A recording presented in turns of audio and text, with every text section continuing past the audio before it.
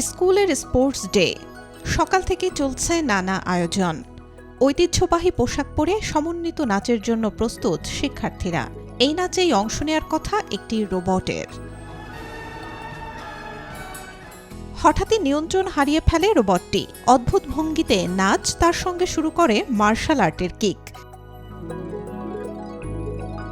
এমন ঘটনা চীনের উত্তর পশ্চিমাঞ্চলের জিনজিয়াং উইঘুর স্বায়ত্তশাসিত অঞ্চলের একটি স্কুলের। সকালে শুরু হওয়া আয়োজনে ছিল বিভিন্ন ক্রীড়া ও সাংস্কৃতিক কার্যক্রম। এরই অংশ হিসেবে শিক্ষার্থীদের সঙ্গে সমন্বিত নৃত্য পরিবেশনের জন্য একটি রোবটকে অন্তর্ভুক্ত করা হয়।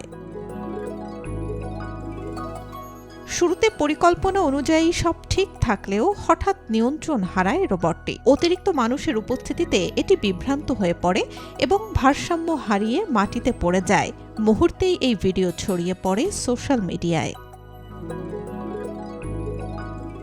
ভিডিওতে দেখা যায় উঠে দাঁড়াতে গিয়ে আবারও পড়ে যায় রোবটটি। শুরু করে অনিয়ন্ত্রিত আচরণ।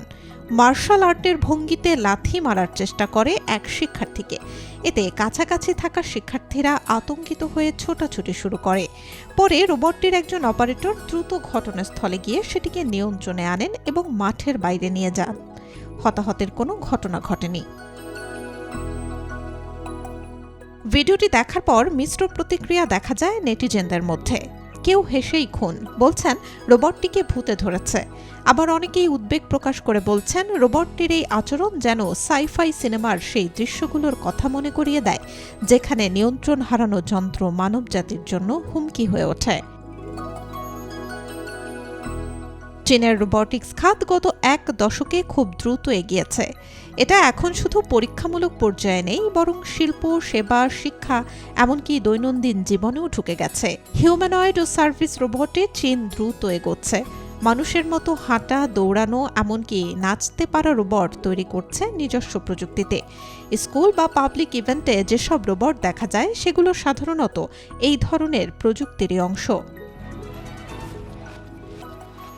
নেটিজেনদের অনেকেরই মতে একটা সময় রোবটিক্স এতটাই উন্নত হবে যে তারা মানবজাতিকে ধ্বংস করে রাজত্ব করতে চাইবে পৃথিবীতে। তবে বিশেষজ্ঞরা বলছেন বাস্তবে এই ধরনের ঘটনা প্রযুক্তিগত ত্রুটি বা সেন্সর বিভ্রান্তির ফল, এবং যথাযথ নিরাপত্তা ব্যবস্থা থাকলে এমন পরিস্থিতি সহজেই নিয়ন্ত্রণে আনা সম্ভব। Desk report, B news 24।